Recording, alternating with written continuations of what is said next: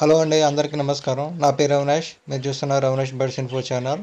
ఈ ఛానల్ మీరు first time watch చేస్తుంటే సబ్స్క్రైబ్ చేసుకోండి, పక్కన ఉన్న బెల్ సింబల్ని ప్రెస్ చేయండి. చాలామంది ఫించెస్కి కూరలు, అదేవిధంగా మిక్సీ సీడ్ మిక్స్ పెడతా ఉంటారు. అదేవిధంగా కొత్తిమీర ఇలాగ లీవ్స్ ఏదో ఒకటి పెడతా ఉంటారు. కానీ వీటికి సాఫ్ట్ ఫుడ్ అనేది ఎలాంటిది పెట్టాలనేది చాలామందికి అర్థం కాదండి. ఒకవేళ గోధుమలు, శనగలు, పెసలు పెడదామన్నా కానీ అవి కొంచెం గట్టిగా ఉండి ఇవి తినడానికి చాలా కష్టమవుతుంది. చాలామంది వదిలేస్తూ ఉంటారు. అలాంటి వాళ్ళకి ఈరోజు మనం సాఫ్ట్ ఫుడ్ ఈజీగా ఎలా తయారు చేసుకోవాలో తెలుసుకుందాం. మనం రెగ్యులర్గా బజ్జీస్కి, కాక్టైల్స్కి, అదేవిధంగా రిమైనింగ్ బడ్స్ ఏవైతే ఉన్నాయో వాటికి మనం రెగ్యులర్గా పెడతాం కదండి.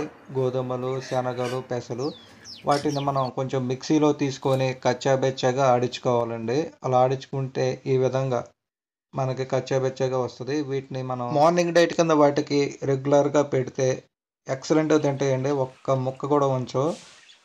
నాట్ ఓన్లీ ఫించెస్, జావాస్ కూడా పెట్టుకోవచ్చండి. ఇవి చాలా బాగా తింటాయి. కొంతమంది నా బజ్జీస్ సాఫ్ట్ ఫుడ్ తినట్లేదు, నా కాక్టైల్స్ సాఫ్ట్ ఫుడ్ తినట్లేదు, నా లవ్ బర్డ్స్ సాఫ్ట్ ఫుడ్ తినట్లేదు అనుకుంటారు కదండి. వాళ్ళు కూడా ఇనీషియల్గా ఈ ఫుడ్ ట్రై చేసి అవి తింటున్నాయి అంటే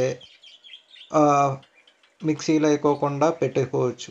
స్టార్టింగ్ స్టేజ్లో ఇవి పెట్టుకోవచ్చు. ఐ హోప్ ఈ వీడియో మీకు నచ్చుతుంది అని అనుకున్నాను. Thank you for watching.